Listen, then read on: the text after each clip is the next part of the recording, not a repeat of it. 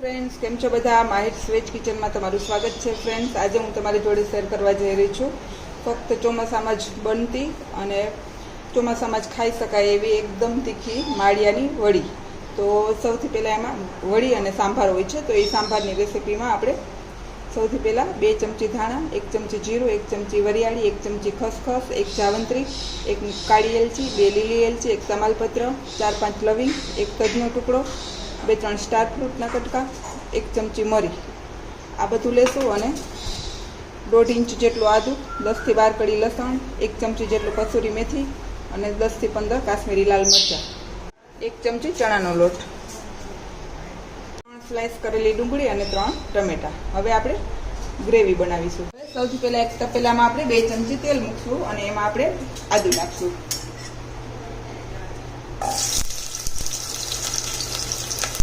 અને થોડું લસણ લીધું છે આપણે એ નાખશું અને 2 થી 3 મિનિટ સુધી 2 થી 3 સેકન્ડ સુધી આપણે આવી રીતે શેકી લેવાનું છે। હવે જે આપણે બધા ડ્રાય મસાલા લીધા એને એડ કરી દઈશું। એકદમ સરસ સ્મેલ આવે ત્યાં સુધી એને શેકી લેશું। આ રેસીપી છે એકદમ સિક્રેટ છે અને તમને ક્યાંય પણ યુટ્યુબમાં જોવા નહીં મળે, પણ એક વખત તમે આ રીતે ટ્રાય કરજો અને માળિયાની વડી ખાઈ આવજો। તમને એનો પણ ટેસ્ટ ભૂલાઈ જાય એ રીતની આ સાંભારની રેસીપી છે। થોડી આવી સ્મેલ આવવા માંડે અને થોડું શેકાય એટલે આપણે એમાં મરચાં એડ કરી દઈશું। આ એકદમ તીખું હોય છે એટલે મેં 15 જેટલા મરચાં લીધા છે। તમે તમારા સ્વાદ મુજબ વધતું ઓછું કરી શકો છો। મરચાં એકદમ સરસ શેકાઈ જાય ત્યાં સુધી આપણે એને શેકવાનું છે। હવે આ રીતે બધું થોડું શેકાઈ જાય એટલે આપણે એમાં ડુંગળી અને ટમેટા એડ કરી દઈશું। ડુંગળીને આવી સ્લાઇસ કરવાની છે જેથી કરીને જલ્દી થોડી સોફ્ટ થઈ જાય।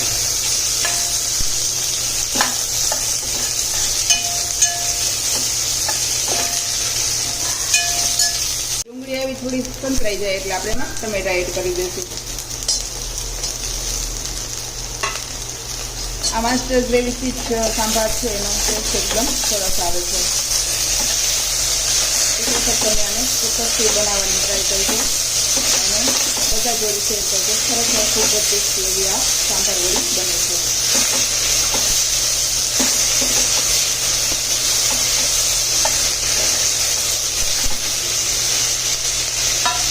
લાસ્ટમાં આપણે ચણાનો લોટ 1 ચમચી લીધો હોય અને કસૂરી મેથી એડ કરી દઈશું।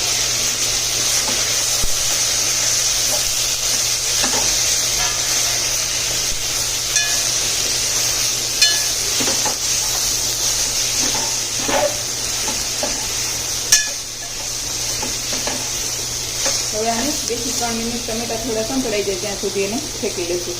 હવે 2 થી 3 મિનિટ થઈ ગઈ છે અને આપણી मसालो है शेकाई गयो है। हवे आने बंद करी अने एकदम ठंडू थवा दईशुं।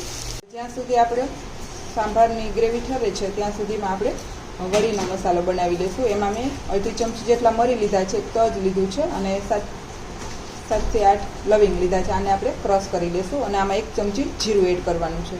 हवे आने आपणे क्रश करी लईशुं अने खांडणीमां अध कचરું। हवे आम ग्रेवीनो मसालो छे आपणो ठंडो थई गयो छे એટલે આપણે મિક્સી બાઉલમાં લઈ અને એને क्रश કરી લઈશું। एकदम આવી સ્મૂથ પેસ્ટ બનાવી લેવાની છે। હવે આપણે સાંભારને વઘાર કરશું। વઘાર માટે મેં 3 ચમચી તેલ લીધું છે। તેલ ગરમ થાય એટલે એમાં આપણે જીરું એડ કરશું, થોડી હિંગ, લીમડાના પત્તા અને 1 ચમચી કાશ્મીરી મરચું એડ કરશું અને 1 ડુંગળી।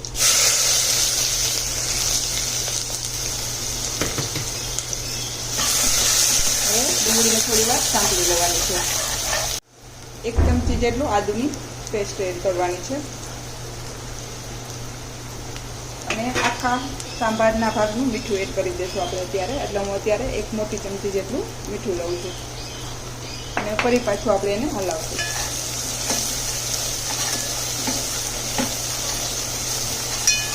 સંતળાઈ જાય એટલે આપણે થોડો હળદર પાવડર એડ કરશું અને જે આપણી પેસ્ટ રેડી કરી એને એડ કરી દેવાની છે। અને ફરી પાછું હલાવી દઈશું.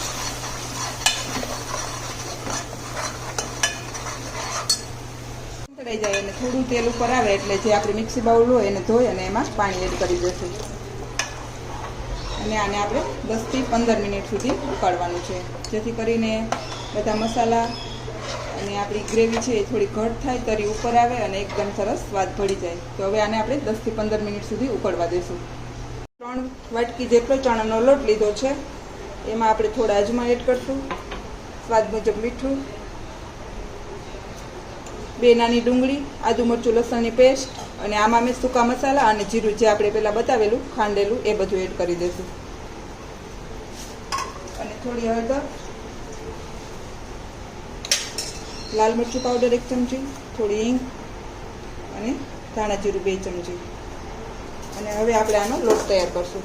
પાણી એડ કરતા જઈશું અને લોટને તૈયાર કરી લઈશું. આ લોટને આપણે જે ભજીયાનું ખીરું બનાવી એટલું ઢીલું નથી કરવાનું અને આમાં સોડા કે એવું કશું નથી નાખવાનું. એકદમ થીક એવું આપણે ખીરું તૈયાર કરવાનું છે. બનાવી અને થોડી વાર એને ફેટી લેવાનું છે, કારણ કે આપણે સોડા નથી નાખતા એટલે જે સોફ્ટ થશે એ આના ફક્ત આપણે ડુંગળી અને એના પાણીથી અને થોડુંક આપણે ફેટશું એના લીધે જ સોફ્ટ થશે. અને આમે પણ આ સાંભારમાં આપણે વળીને એડ કરી દેવાની હોય છે, એટલે એમાં અંદર જશે એટલે એકદમ સોફ્ટ થઈ જશે. આનો સ્વાદ એકદમ સ્પાઇસી અને જે આપણે સાંભાર બનાવ્યો એનો સ્વાદ પણ એકદમ સ્પાઇસી હોય છે. એટલે આ ફક્ત ચોમાસામાં 4 થી 5 વખત ફક્ત માળિયામાં જ મળે છે, પણ તમને યુટ્યુબમાં આની રેસીપી ક્યાંય નહીં મળે.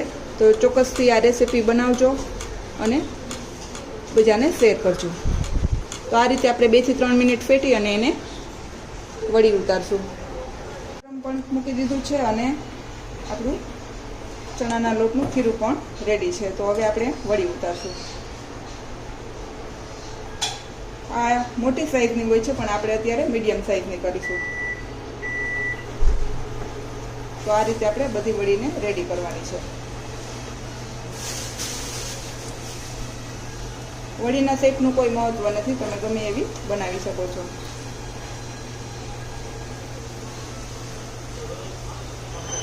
આપણે થોડા ડાર્ક એવા વળીને તળી લેવાની છે અને હવે એને બહાર કાઢી લઈશું.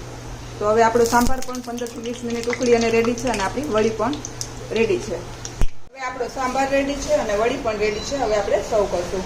એકચ્યુઅલી બધા વળી છે એ સાંભારમાં એડ કરી દેતા હોય, પણ હું અત્યારે સર્વ નથી કરવાની, એટલે હું થોડી વાર બાદ બધી વળી નહીં તો તે સાંભારને ચૂસી લઈએ, એટલે હું અત્યારે તમને એક પ્લેટ બતાવું. તૈયાર છે મારી માળિયા હાટીની સાંભાર વડી. જો તમને મારી આ રેસીપી પસંદ આવે તો લાઈક કરજો, શેર કરજો અને સબસ્ક્રાઈબ કરવાનું ભૂલતા નહીં. Thank you, by.